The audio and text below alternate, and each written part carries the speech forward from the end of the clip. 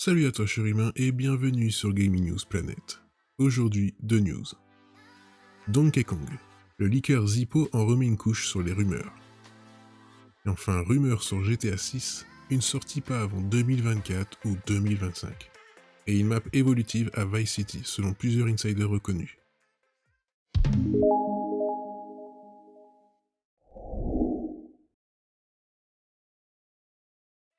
On se retrouve sur jeuxvideo.com. Sans avoir 100% de réussite sur les rumeurs avancées, le leaker connu sous le nom de Zippo s'avère être une source plutôt fiable quant à ce qu'il se trame chez Nintendo. Pour le 3, il avait notamment avancé l'idée d'un Metroid 2D et d'un Mario Party, ce qui était exact. Nous n'avons cependant pas eu de nouvelles d'un nouveau jeu 99 ni d'un remake de Fire Emblem, rappelant à tous que si les informations du leaker sont globalement fiables, elles doivent être prises avec des pincettes.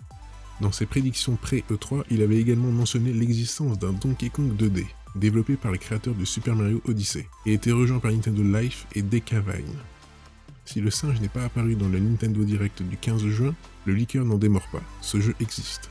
Dans un nouvel article de blog, au sein duquel il revient sur les différentes annonces de Nintendo, il déclare au sujet de Donkey Kong.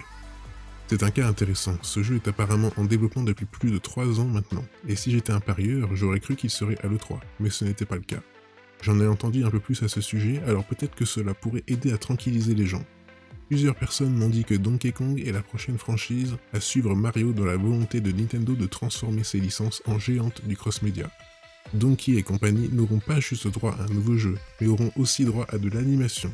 Mes sources n'ont pas précisé s'il s'agissait ou non d'un film ou d'une émission, juste qu'un projet d'animation mettant en vedette des personnages de Donkey Kong était en tout début de production. Il y a aussi une grande extension de parcs à thème, des goodies, etc.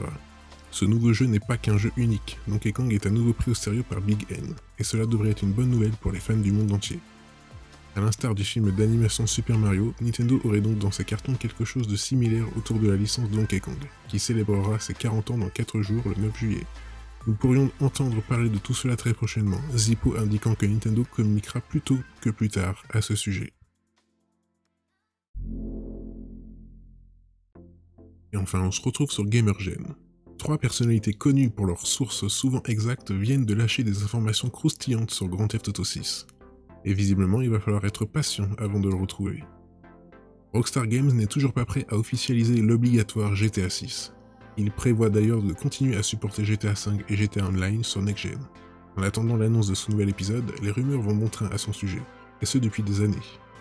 Jason Schreier évoquait par exemple un lancement très tardif l'année dernière, ce qui semblait appuyer le planning économique de l'éditeur qui prévoyait de grosses dépenses intrigantes en 2023 et 2024.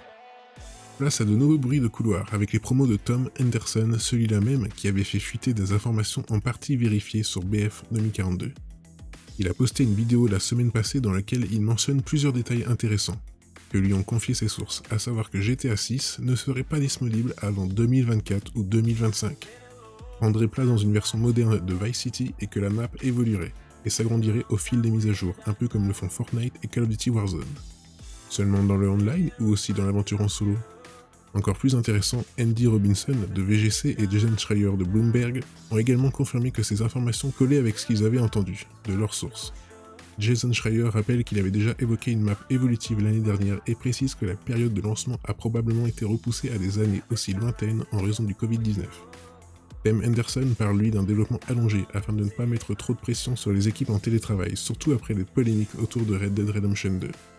Une chose est sûre, la patience sera de mise pour les nombreux fans de GTA. Et voilà, c'est la fin de cette vidéo, j'espère qu'elle vous aura plu.